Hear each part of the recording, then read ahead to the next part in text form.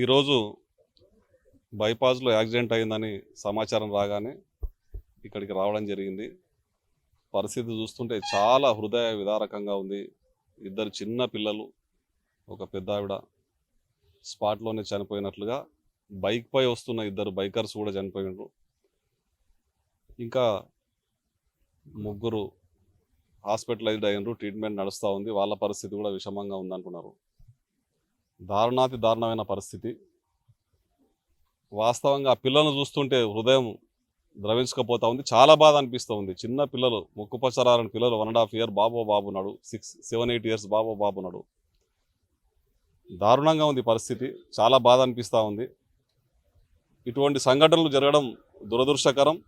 ఇటువంటి ప్రమాదాలకు ఎట్లా మనం నివారించాలి, ఎట్లా అడ్డుకట్టేయాలనేది ఒక అంశం అయితే, ఈ బైకర్స్ ఏదైతే ఉందో మన లోకల్లో కానీ బయట నుంచి వచ్చిన వాళ్ళు కానీ, వాళ్ళ మీద ఫ్యూచర్లో బైపాస్లో ఈ పిచ్చి చేష్టలు, ఈ స్టంట్స్ చేసే వాళ్ళ మీద కఠిన చర్యలు ఉండాలి. ఖచ్చితంగా వాళ్ళ పైన పనిష్మెంట్ ఉండాలి. ఈ బైపాస్లో ఖచ్చితంగా ఇమ్మీడియట్గా సీసీ కెమెరాలు ఏర్పాటు చేసేటట్లుగా కౌన్సిల్ నుంచి సీసీ కెమెరాలు ఏర్పాటు చేసి, ఎవరు ఎంత స్పీడ్ పోవాలనే దాన్ని కూడా మేమైతే సీసీ కెమెరాలు ఏర్పాటు చేపిస్తాం. ఒకటే చెప్తా ఉన్నా, పోలీస్ డిపార్ట్మెంట్ కానీ ట్రాఫిక్ వాళ్ళు కానీ కంపల్సరీగా దాని మీద అబ్జర్వేషన్ పెట్టాలి. ఆ బైపాస్ వరకు ఒక పెట్రోలింగ్ వెహికల్ ఎప్పుడు అబ్జర్వేషన్లో ఉండాలని తెలియజేస్తూ, ఇప్పుడు నెక్స్ట్ కూడా ఎవరన్నా బైకర్స్ కానీ ఈ స్పీడ్ లిమిట్ లేకుండా పోతే వాళ్ళ బండి ఇమీడియట్గా సీజ్ చేయడం కాకుండా, వాళ్ళ విన ఆ బైక్లు ఇచ్చినటువంటి వాళ్ళ ఇంటి యజమానుల విన కూడా కఠిన చర్యలు తీసుకొని, వాళ్ళ విన కేసులు చేసే పరిస్థితి తీసుకొని కఠినమైన నిర్ణయాలు ఉంటాయి. జాగ్రత్త. ముఖ్యంగా మన లోకల్స్ కూడా చెప్తా ఉన్నా, ప్రాణాలతో చెలగాటమాడుతూ జీవితాలు ఇప్పుడు ఆ చిన్న బాబుని చూస్తూ ఉంటే నిజంగా చెప్తా ఉన్నా, మన కుటుంబంలో ఒక అబ్బాయిని, చిన్న బాబును కోల్పోయినట్లుగా అంత బాధగా ఉంది. సీరియస్గా ఈ బైకర్స్కి కానీ లోకల్లో ఉన్న బైకర్స్కి కానీ వార్నింగ్ ఇస్తూ ఉన్నాము.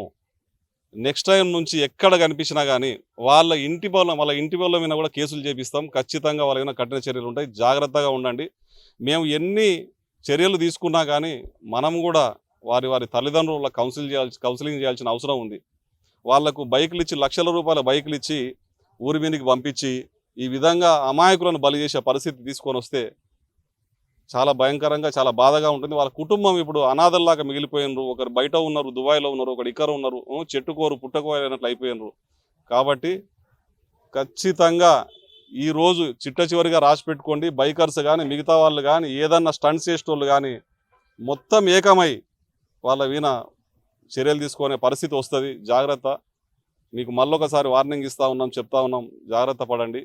వాళ్ళ తల్లిదండ్రులకు చెప్తా ఉన్నాం, నెక్స్ట్ టైం నుంచి మీ పిల్లలు కానీ బైకులు తీసుకొని స్టంట్లు చేసే పరిస్థితి వస్తే ముఖ్యంగా ఇమీడియట్గా తల్లిదండ్రుల మీద కేసులు చేసి వాళ్ళను పనిష్మెంట్ చేస్తే కానీ పిల్లలు సరికాదు. మన కుటుంబంలో మన పిల్లలు మనం చూసుకోవాల్సిన బాధ్యత మన మీద ఉంటుంది. ఈ వెకిలిగింతలు, పిచ్చి చేష్టలు, ఈ స్టంట్స్ చేసుకుంటూ పోతే ఏదో ఆపదలో ఏదో ప్రయాణం చేస్తూ ఉన్నటువంటి ప్రయాణికులకు ఇబ్బంది కలుగుతుందని తెలియజేస్తూ, నెక్స్ట్ మాత్రం ఖచ్చితంగా ఆ బైపాస్లో ఏ విధమైన చర్యలు తీసుకోవాలి, ఇటువంటి స్టంట్లు చేయకుండా మనం ఏ విధంగా మనం ఏమైనా ఇన్స్ట్రుమెంట్స్ పెట్టాలన్నా, ట్రాఫిక్ సిగ్నల్స్ దగ్గర ఏదైనా పెట్టాలన్నా, సీసీ కెమెరాలు ఏర్పాటు చేయాలని చెప్పి దీని మీద ఒక ఇమీడియట్గా ఒక చర్చ చేసి ఇమీడియట్గా ఆ ఏర్పాట్లు చేయడానికి మేమందరం కూడా ఆఫీసర్లతో మాట్లాడి నిర్ణయం తీసుకుంటాం. చర్చ చేసి ఇమీడియట్గా ఆ ఏర్పాట్లు కూడా చేపిస్తాం. కానీ ఈ చనిపోయిన కుటుంబాలకు కూడా వాళ్లకు మా ఎమ్మెల్యే గారితో మాట్లాడి ఏ విధంగా మేము వాళ్ళ కుటుంబానికి సహాయ సహకారాలు అందించగలం, తక్షణం ఏం చేయగలం, అధికారులు ఏం చేయగలుగుతారని చెప్పి ఇమీడియట్గా దానికి కూడా మేము ఆ కుటుంబాలకు ప్రగాఢ సానుభూతి తెలియజేస్తూ వాళ్ళకు ఆ మనోధైర్యం భగవంతుడు ఇవ్వాలని చెప్పి, వాళ్ళ కుటుంబాలకు ఆ దేవుని ఆశీర్వాదం, మనోధైర్యం ఉండి వాళ్ళకు ఆ శక్తినిచ్చి ఆ ఉన్నోళ్ళను కాపాడుకొని ఆ కుటుంబాలకు ఆ ఓదార్పు ఇవ్వాలని చెప్పి తెలియజేస్తూ, ఏ విధమైన నష్టపరిహారం అయినా సరే ఎమ్మెల్యే గారితోన పై అధికారులతో మాట్లాడి వాళ్ళకి ఏ విధంగా అంతతో ఆ విధంగా చేయడానికి మేము ముందరకు వస్తామని తెలియజేస్తూ, మరొకసారి ఈ పిల్లలు తల్లిదండ్రులు ఒకసారి గుర్తుంచుకోండి. మన పిల్లలను బయటికి పంపించేటప్పుడు మాత్రం మనం జాగ్రత్తలు చెప్పి మనం కౌన్సిలింగ్ చేసి, మైనర్ పిల్లలు కూడా బండ్లు ఇస్తూ ఉన్నారు. మైనర్ పిల్లలకు బండ్లు ఇస్తే చట్టరీత్యా కఠినమైన చర్యలు ఉంటాయని చెప్పి తెలియజేస్తూ, హెల్మెట్ లేకుండా మైనర్ పిల్లలకు బండ్లు ఇవ్వకూడదని చెప్పి మాకు టౌన్లకు సంబంధించిన వాళ్ళు కానీ బయట వాళ్ళకి కానీ ఒక సూచన చేస్తూ, మీరు అయినా కానీ ఇస్తే కూడా పాలమూరు ప్రజలందరూ కూడా దీన్ని వ్యతిరేకిస్తారు. రాబోయే కాలంలో దీని మీద కఠినమైన చర్యలు ఉండాలని చెప్పి తెలియజేస్తూ, మనస్ఫూర్తిగా వీళ్ళ కుటుంబానికి సానుభూతి, వీళ్ళ కుటుంబానికి ప్రగాఢ సానుభూతి తెలియజేస్తూ వీళ్ళకి అండగా ఖచ్చితంగా ఆ రోడ్ ఆర్ఎన్బి కంట్రోల్లో ఉంటుంది. ఖచ్చితంగా సీసీ కెమెరాలు అయితే మేము మున్సిపాలిటీకి వెళ్ళి మా కార్పొరేషన్కి వెళ్ళి ఏర్పాటు చేస్తామని చెప్తా ఉన్నాం. ఆ స్పీడ్ లిమిట్లో కానీ ఇమీడియట్గా నిర్ణయం తీసుకొని సీసీ కెమెరాలు ఏర్పాటు చేస్తాం. అదేవిధంగా ఈ 3 శాఖలను సమన్వయం చేసుకుంటూ ఏడ స్పీడ్ కంట్రోల్ చేయాలి, ఏడ ట్రాఫిక్ ఇన్స్ట్రుమెంట్స్ పెట్టాలి, ఏడ ఏ ఏర్పాట్లు చేయాలనేది తక్షణమే ఈ రేపు ఎల్లుండో ఒక మీటింగ్ పెట్టుకొని కోఆర్డినేషన్ చేసుకుంటాం.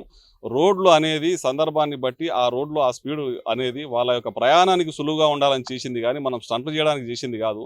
ముఖ్యంగా ఎన్ని చర్యలు తీసుకున్నా సరే తల్లిదండ్రులు మనము మన ఇళ్లలో మన బాధ్యత మనం మర్చిపోకుండా మనము మన ఇంట్లో నుంచి పంపించే పిల్లలకు మనం కూడా కొన్ని ట్రాఫిక్ రూల్స్, కొన్ని చర్యలు ఎట్లా ఉంటుంది, భవిష్యత్తు ఎట్లా ఉంటుంది, వాళ్ళకి భయం కలిగిస్తారు, వాళ్ళకి భద్రత గురించి చెప్తే కానీ ఇదంతా సాధ్యం కాదు. అందరి ప్రజలు దీని మీద ఆలోచన చేయాలి. ఎవరో చేసి ఎన్ని స్పీడ్ బ్రేకర్లు పెట్టినా సరే స్పీడ్ బ్రేకర్లు కూడా దాటుకొని స్పీడ్ పోయేటువంటి పిల్లలు ఇప్పుడు తయారైనరు. చాలా కఠినమైన చర్యలు ఉంటాయి, ఇట్లా పోకూడదు, దీనివల్ల ప్రమాదం జరుగుతుంది, కుటుంబం మొత్తం కూడా అనాథ పాలవుతుంది అని చెప్పి పిల్లలను మోటివేట్ చేసుకోవాల్సిన అవసరం మనందరికీ ఉంది అని తెలియజేస్తూ మేము తీసుకోవాల్సిన చర్యలు తీసుకున్నా కానీ మీరు కూడా కౌన్సిలింగ్ చేసి మీ పిల్లలను మీకు సంబంధించిన వాళ్ళందరినీ కూడా ఈ యొక్క ట్రాఫిక్ జాగ్రత్తలు చూపించాలని తెలియజేస్తా ఉన్నాం. లాస్ట్ నైట్ ఎర్లీ అవర్స్ 12:30 నుంచి 1 o'clock మధ్యలో మన ప్రేమ్నగర్కి సంబంధించి హుండాయ్ కారు బాసిత్ అని చెప్పి వాళ్ళ ఫ్యామిలీ మెంబర్స్తో పిస్తా హౌస్ దగ్గర బర్త్డే ఫంక్షన్ అటెండ్ అయ్యి రిటర్న్ వాళ్ళ మర్లూరు రోడ్డు బైపాస్ ఉంది కదా, పాలకొండ బైపాస్ ఎక్స్ రోడ్ దగ్గర రైట్ టర్న్ తీసుకొని మర్లూరు రోడ్లోకి ఇంటికి పోతామని వెళ్తున్నారు. ఆ కారులో ఆయన, వాళ్ళ ఏజ్డ్ ఉమెన్, వాళ్ళ చెల్లెలు, ఆయన భార్య, పిల్లలు ఉన్నారు. ఆ తిరిగి వచ్చే క్రమంలో హైదరాబాద్కు సంబంధించిన ఒక మోటార్ సైకిల్ అటు నుంచి కలెక్టరేట్ సైడ్ నుంచి పిస్తా హౌస్ సైడ్ అతివేగంగా వస్తున్నారు, ఇద్దరు ఉన్నారు. అది కాస్ట్లీ మోటార్ సైకిల్ వచ్చి కారుకి వెనక డోరు గుద్దుకుంది. ఆ క్రమంలో కారులో ఉన్న బాసిత్ యొక్క భార్య, ఇద్దరు బాసిత్ కొడుకు, వాళ్ళ చెల్లెలు కొడుకు ప్లస్ మోటార్ సైకిల్ నడిపేటోళ్ళు ఇద్దరు స్పాట్ అక్కడ అండర్ ట్రీట్మెంట్లో ప్లస్ స్పాట్లో చనిపోవడం జరిగింది. కేసు ఇప్పుడే రిజిస్టర్ చేసి ఇన్వెస్టిగేషన్ చేస్తున్నాము. ఫర్దర్ ఇన్ఫర్మేషన్ అంతా మీకు తర్వాత తెలియజేస్తాము.